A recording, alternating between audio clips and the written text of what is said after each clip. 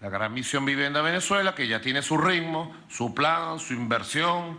Ya llegamos a la vivienda 600.000, que la vamos a entregar en Sabaneta de Barinas el próximo jueves, a nombre de nuestro comandante Chávez, rumbo a las 3 millones de viviendas. Si ustedes suman 3 millones de viviendas de la Gran Misión Vivienda Venezuela, más 3 millones de familias en la Gran Misión Barrio Nuevo Verde Tricolor, tenemos 6 millones de familias. Estaríamos tocando con la mano benefactora y sagrada de la revolución de justicia e igualdad del socialismo venezolano a más del 80% de los habitantes de este país. Ahí lo tenían, Nicolás Maduro haciendo gala, ¿no?, de algo que definitivamente no es su fuerte, el tema de las matemáticas y la economía, y sobre todo teniendo en cuenta que Venezuela es uno de los países con mayores riquezas naturales de nuestra América Latina, y en qué cuestión de 15 años, literalmente, ha sido totalmente destruida. Pero bueno, vamos a hablar de otros temas que tienen que ver con la economía también en Venezuela. Está aquí conmigo Aquiles Esté, él es publicista, asesor en mercadeo político. Gracias por estar con nosotros. Y le damos también la bienvenida a la periodista Elena Poleo, que está con nosotros en el programa. Bienvenido. Primero, una reacción rápida a estas cuentas y estas matemáticas de Nicolás Maduro. Era una cara a las que tenían ustedes, mira, Aquiles no se le ha quitado la cara todavía, pensando en lo que acababa de ver. Sí. Bueno, este es un gobierno que no deja sorprenderlo a uno en sus matemáticas, como pusieron en el rótulo allí, matemáticas vudú, construyendo viviendas que no existen o bien que se deterioran rapidísimo. Hay una crisis de credibilidad en el gobierno en todo lo que dice y hace y que no hace. O sea, la fulana misión vivienda es un absoluto fracaso. Todo el mundo lo sabe. Y la población venezolana no se come esos cuentos de hace... ¿Sabe qué me recuerda esto? Voy a hacer un paréntesis rápido. Recuerdo hace años atrás, en uno de estos programas interminables de la televisión oficial cubana, en la mesa redonda, estaba Fidel Castro y a Fidel le gustaba mucho ponerse, hablaba interminablemente y sacaba números y números y números. Algo que aprendieron los venezolanos muy bien. Sí. y en medio de todo eso, el que entonces era ministro de Cultura, Fidel sacó una cuenta que estaba mal sacada. Y el ministro de Cultura le dice, en la televisión, le dice, comandante, eso no es tanto, es tal.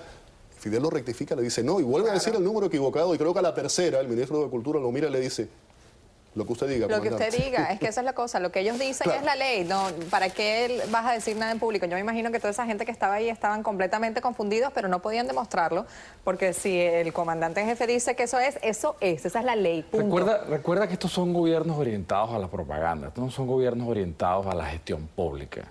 ¿Sabes? Esto es toda una operación de propaganda para seguir vendiendo la figura del fallecido Hugo Chávez, que por cierto es un viejo arte comunista, la gerencia de muertos. Eso, ¿sabes? Se ha visto en China con Mao. La gerencia de muertos. La gerencia de muertos, sí, la gerencia de... Yo personalmente estuve en el mausoleo de Lenin cuando todavía había el comunismo en la Unión Soviética, en Rusia.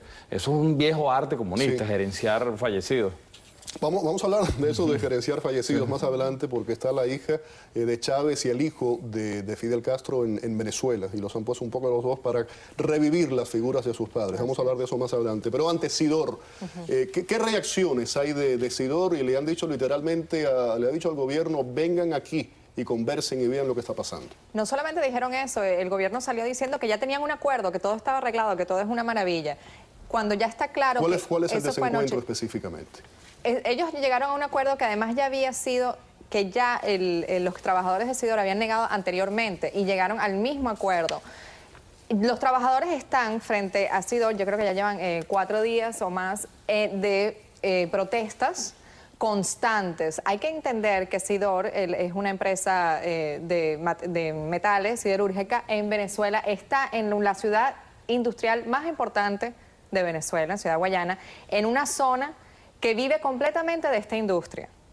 Y es una industria que ha sido nacionalizada desde el 2008 y que ahora tiene el triple de empleados y produce un tercio de lo que antes de lo que producía antes de ser que fue nacionalizada y tomada por el gobierno, completamente tomada. Aumentaron la planta el triple de lo que tenían y ahora llevan un tercio de producción. De hecho, desde el 2013, desde octubre del 2013, solamente ha funcionado 90 días. Vamos a escuchar lo que Nicolás Maduro les ha dicho a estos sindicalistas. nosotros le hacemos un llamado al gobierno nacional, a Nicolás Maduro, que venga a Guayana, porque no vamos a aceptar imposiciones de ninguna de las cláusulas del contrato colectivo que hoy estamos discutiendo. Nosotros no aceptamos ningún madrigonazo. Sea el dirigente sindical que haya estado en esa mesa, no vamos a aceptar imposición de ninguno de ellos, porque la mayoría del comité ejecutivo, lo dice en el estatuto del sindicato, la mayoría del comité ejecutivo con la asamblea de trabajadores es que aprueba el contrato colectivo si estamos de acuerdo o no. No vamos a aceptar imposición, Nicolás. Vente a Guayana para que hables con los trabajadores, hables con el comité ejecutivo para que vean que estás equivocado. No somos mafiosos. Te mintieron, Nicolás. La información que le dieron a Diosdado Cabello, fue una información errada para dividir a la clase trabajadora de Guayana. Bueno, evidentemente, como vieron, no era Nicolás, sino era un mensaje a Nicolás. Le estaban pidiendo que se fuera ahí a Guyana, pues a ver lo que estaba pasando. Aquiles, Sidor, todo este grupo de sindicalistas, en un momento determinado, no estuvieron con el gobierno, no reprimieron. Esto es un poco, en Cuba se dijo durante un tiempo que era la revolución del callo. El callo quiere decir hasta que no te pisaban a ti, no te afectaba, nadie saltaba. Claro. ¿Eso que está ocurriendo ahora? Bueno, mira, aquí hay un problema de fondo que a mí me gustaría comentar. El término sindicalista y sindicato es un término que se usa en una economía y una democracia funcional. Es como el término oposición, ¿sabes? En Venezuela hay una dictadura, ¿verdad? Y la dictadura no se enfrenta con oposición. La oposición es un término que se usa, ¿verdad?, en las democracias funcionales. En Costa Rica hay oposición, en Estados Unidos oposición. Tú no le haces oposición a Hitler o a Fidel Castro o a Chapita, ¿sabes? De modo que las dictaduras se enfrentan con resistencia. Y al igual que en las dictaduras no hay oposición, sino hay resistencia, en las dictaduras tampoco hay sindicatos. Y mucho menos en las dictaduras comunistas. Entonces, la misma idea de un sindicato, de un sindicalismo libre, ¿verdad?, independiente, es inconcebible en un régimen dictatorial como el que está teniendo lugar en Venezuela. De modo que yo soy muy poco optimista con relación al futuro. Pero de nuevo, se cambiaron de chaqueta. Mira, se cambiaron de chaqueta porque, como tú decías más temprano, la empresa fue nacionalizada, el grupo grueso de empleados se dieron cuenta de que iban nuevamente un fracaso, ¿verdad? Las empresas básicas de Sidor, ¿verdad?, que son hierro y aluminio básicamente, y eso, bueno, ahora se están dando cuenta del error que cometieron al abrazarse al gobierno, al renunciar a sus derechos laborales, que esencialmente es lo que está pasando en el sur de Venezuela con Sidor. De modo que ahora se están dando cuenta del error monstruoso que cometieron y reclaman al gobierno, por cierto, a un sindicalista, que es la figura que ejerce el cargo de presidente de la República de Venezuela, que es supuestamente el señor Maduro, que fue un antiguo sindicalista del metro de Caracas, del subterráneo de la ciudad de Caracas, para hacer la situación todavía más paradójica. Pero el fondo del asunto es que no hay sindicatos libres, no los habrá mientras en Venezuela haya un gobierno dictatorial, porque el sindicalismo libre es propio. Es una sociedad típica. Está claro, el sindicalismo libre no es concebible en un país como en dictadura. Y más allá del sindicalismo, estamos hablando de que no hay industria. Claro. Entonces, ¿cómo puede haber sindicalismo si no tenemos industria? Como te digo, Sidor es una de las empresas más importantes de Venezuela, además creada para poder tener compensación de no vivir solamente del petróleo. Ahora hay que subsidiar a Sidor con el petróleo.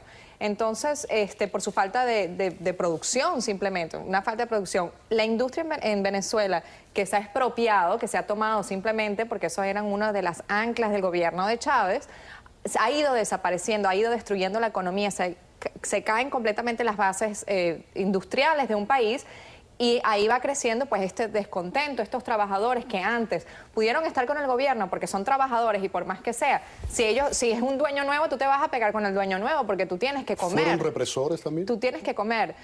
Bueno, que fueron represores, es difícil decir si son las mismas personas, no digo yo, pero es importante también ver que ellos están, si fueron represores, ellos están ahora pidiendo simplemente sus derechos como trabajadores y como venezolanos. Mientras tanto, el gobierno, por eso es que le está diciendo este señor, los está llamando mafiosos, solamente por llevar a cabo su derecho a protestar por un contrato. ¿Cómo haces? Descalificas a la supuesta oposición o la oposición que obviamente siempre está en desventaja y mientras tanto estás haciendo estas ruedas de prensa con esta matemática fantasma para que todo parezca que todo es color de rosa. Mira las casas que estamos haciendo con la industria venezolana, que se supone que estamos utilizando metales venezolanos, cementos venezolanos, que ya sabemos que las cementeras en Venezuela tampoco funcionan, gracias a haber sido nacionalizadas. Entonces, estamos hablando de una situación en que el gobierno tiene una crisis completa industrial y además creando una crisis social, que eso es lo que va a explotar. La crisis económica, la crisis social, la crisis política. Internamente dentro del oficialismo hay división, problemas con los militares, el tema de los sindicalistas, los estudiantes. ¿Qué más puede pasar? Mira, es un gobierno débil. Lo sería más si hubiera una oposición organizada en torno a resistencia. Pero el gobierno de Hugo Chávez tenía tres grandes pilares. Uno, el carisma innegable de Hugo Chávez, que este señor no lo tiene. Otro, ¿verdad?, la abundancia de recursos provenientes de la renta petrolera, que este señor ahora no los tiene tampoco. De modo que esos dos pilares no los tiene Maduro. ¿Cuál es el tercero? Es la institución militar, que sí la tiene Maduro todavía. Y sobre la fuerza de la represión es que se está manteniendo este gobierno, y eso va a escalar inevitablemente, porque la protesta social va a escalar. La situación socioeconómica en Venezuela no es una hipótesis, no es un argumento político. En Venezuela se está constituyendo en uno de los países más pobres del continente. Un venezolano que gana sueldo mínimo en Venezuela gana $55. $55 al mes. Eso es lo que cuesta un taxi, ¿cómo se llama?, en la ciudad de Miami. No me